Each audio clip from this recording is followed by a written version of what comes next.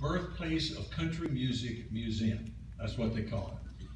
Because in 1927, the RCA Victor man came down and recorded 29 different entertainers like Jimmy Rogers and Pop Stoneman and the Carter family, and they called it hillbilly music. And some people think that's a derogatory term. Well, your speaker and I don't think hillbilly is a derogatory term. The reason I don't is because we're 2 of the 4 members of the most prestigious organization in the United States Senate.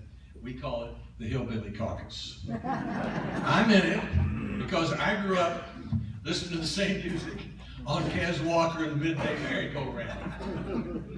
Because I grew up going to the Knox County and Blount County Lincoln Day dinner, and Roy, we know that Jimmy Duncan's in a long line of Republican congressmen. We've never elected a Democrat to the Congress from this congressional district, and we think this is the oldest Lincoln Day dinner in the history of the country. At least that's what we say. So I'm eligible for the Hillbilly Caucus and proud of it. We let in Shelley Moore Capito. She's a senator from Virginia, because we figured that anybody from West Virginia, would be eligible for the Hillbilly Caucus. We let in John Bozeman, who's from the northwest corner of Arkansas. If you know where that is. I mean, that's kind of mountains like we have in East Tennessee. It's the only Republican area up there for a long time. It's part of the gospel singing part. And then of course the other member of the caucus is our speaker tonight. He comes from southwest Missouri, the Ozark Mountains. It's almost as if people came here, and then when they left here, they just kept going until they got to the Ozark Mountains in southwest Missouri. That's where Red Foley sang on the Ozark Jubilee. That's where Albert E. Brumley wrote 400 songs that we've all heard, like Turn Your Radio On or I'll Fly Away.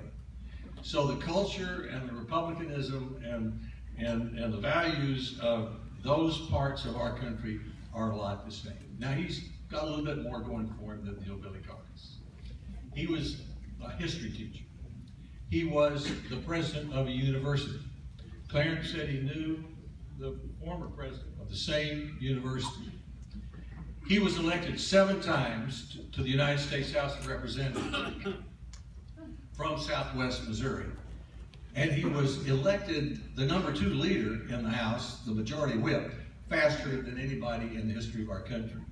He came over to the United States Senate in 2010, and in the first year, he was in the Senate leadership. He's a part of the Commerce Committee, the Intelligence Committee. He is one of the most respected members of Congress.